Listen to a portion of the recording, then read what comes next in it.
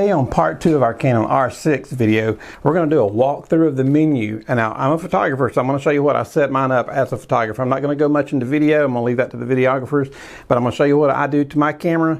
Now, does what I do, if I do something different from a different photographer, does that make them wrong? Well, no. There's a lot of stuff that's personal choice on here, just whatever you like. But I'm going to give you a rundown of how I set my R6 when I'm photographing a wedding. So y'all check it out. All right, so first thing you want to do obviously is go to your menu. I wanted to do this where it was on the screen, but we redid our studio and that's the one thing I can't find, so we're gonna have to do it this way for now. I apologize. Hopefully you guys can see the screen good. First thing I'm gonna go to is image quality. I shoot everything on RAW. I have not tried Canon RAW. I've heard, that it's pretty decent, but I haven't yet tried it, and I don't shoot JPEG, so I just shoot full RAW. So we'll scroll over to the second one. I'm gonna skip a lot of stuff that has to do with JPEGs because I do not shoot in JPEG. And that's pretty much everything on that screen. White balance. Now, white balance is something you can set. Now, I've shot Canon for 37 years, and Canon does an excellent job on their white balance. So shooting in RAW, I just always leave it on automatic white balance. And if you do want to do a custom white balance, you can do it that way. So it's not hard. Picture style, all that stuff, that is all to do with JPEG. So we're going to skip all that and go on over. Again, JPEG information. Keep going. Shutter mode, I do mechanical because you can get 12 frames per second on this camera. You can get 20 frames with electronic, but electronic brings some curvy looking images that can make your images look a little bit weird in certain situations, and I rarely ever even need to go to 12 seconds, so I just keep it on mechanical shutter. Now this is something you definitely want to change. First thing when you get your camera, release shutter without card, turn that off. Make sure that it's off.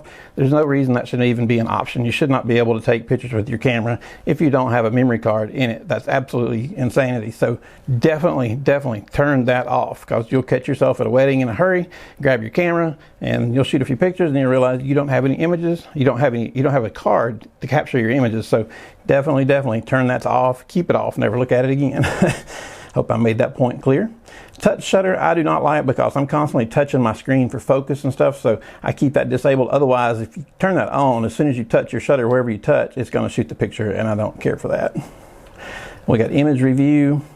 I turn that off simply because when I'm shooting models and it's kind of fast-paced, the last shot I show, that it will show up in the viewfinder when I'm looking at the girl. And if I'm having her tilt her head, I'm still looking at the last image, so I turn that off. Not only does it save battery, but it saves me time from having to turn it back off. So sometimes I'll have it on depending, but if I'm shooting models or fast paced at a wedding, it's off, and it does save battery. So it's kind of personal preference. All right, this is for your video. You got your record quality. You can go 4K 60 frames a second down to high def at 24 frames a second, or you can turn it up to you can go into a different menu. You can set it for slow motion and get 120 frames a second on the HD, but again, I'm not going to go into the video settings. Sound recording, again, none of that do with us. Now, autofocus, I go servo because a lot of subjects keep moving and I want it to keep focusing on that subject. On the method, I use eye detect, which is over there. That's not an L with dots around it. That is an actual smiley face. Now, you can change it if you want a subject to detect people, if you're going after, and I also use the eye detection, autofocus operation on servo, autofocus method on eyes for models and weddings. That's what I do. Subject to detect is people. It'll let you detect animals, vehicles, whatever, but I mostly shoot people. Eye detection enabled, you want that. Continuous autofocus, you want that disabled. What that is, if you leave that on and you set your camera down on a table, the camera's going to continue to try and focus, so that's just wasting battery. So don't worry about turning that on, just keep that off. Focus mode, you got autofocus, manual focus, go with autofocus. This camera is so good at focusing. This one gets a little involved. I'm either on 1 or 2. What this is, 2, if you're focused on your subject, say it's a bride, and someone walks in between her, this one will keep the focus on her. So you don't have to worry about else coming to your screen and grabbing focus. It's called to continue to track subjects, ignoring possible obstacles. So if somebody walks in front of you, you're not going to lose focus on the bride. I go with that one most of the time. Again, a lot of this is personal preference. Now this one gets a little confusing because we've already set our autofocus, but I turn it again here, autofocus point set for eye focusing. I keep it there. I don't fool with any of the other. Protect images. Just don't erase any images off your card to be safe. I never erase them from the camera if I'm shooting a wedding or a model. Now if I'm out just shooting pictures, goofing off with a family or whatever, you can delete them. But other than that, don't do it. Don't erase any images. Just only time you need to erase images when you're sure you've got them in your computer and you got them backed up. And then you can go into format your card. Erasing the images doesn't really help that much with the card anyway, so it doesn't really delete them. I never fool with rating my images or anything like that. Print, order, photo book, do all that from the computer. I don't fool with high-4 JPEG conversion. I just shoot raw. Now this image jump, when you scroll to see a picture, say the picture you just shot, and you take a look at it and you want to see the one before it, and you roll your dial over once. This is set so that you can go 10 images back at once, and that used to drive me crazy with my Canon 6D. So I've got to just jump one picture at a time. That 6D, I don't even know if I had a menu for that, but sometimes it would get on there and it would drive me crazy because it would jump 10 images at a time, but that was my fault for never looking how to fix that. Playback information display. Now this is really a personal preference. There's a lot in here.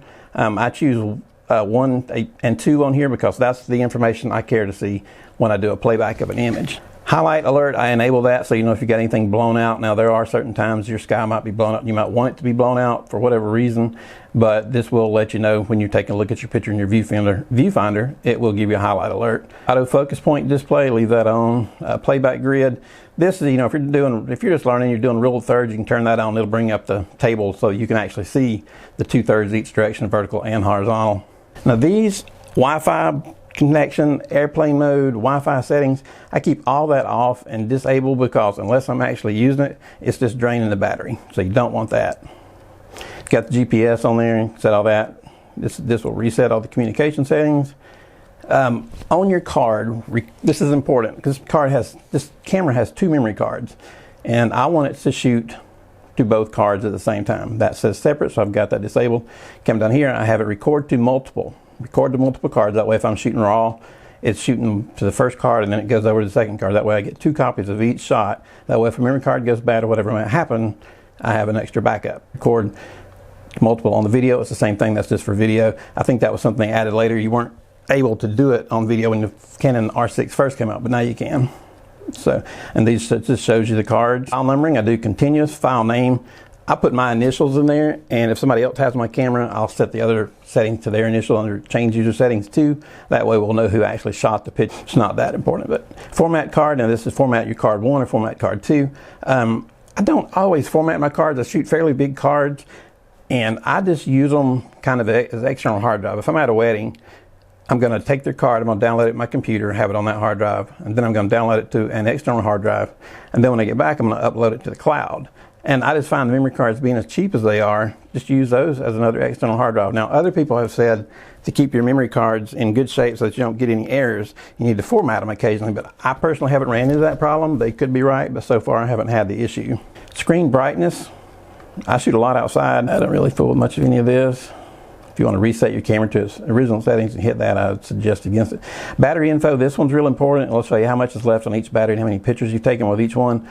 I wish they would put that in the Q menu because I like to know the exact I left on my batteries. Now when you look through your screen, you will get, it's a battery that has 4 bars and then it'll go to 3, 2, and then 1 as it goes low. But I like knowing the exact amount, but it's in the rent screen, number 5 yellow. It's nice to be able to just go in there and look at it like that, but they don't make it too easy to do on the other. Firmware, I'm at 1.6. I need to go up to the new 1.8. Again, most of this stuff I don't fool with because a lot of it has to do with JPEGs. So that is about it for the menu of the way I do it. But I suggest you guys, I highly recommend you shoot raw. If you just got to have a JPEG, you can add your JPEG to it. But just shoot raw and don't fool with the JPEG at all. So I think that's about everything on the screen that I use.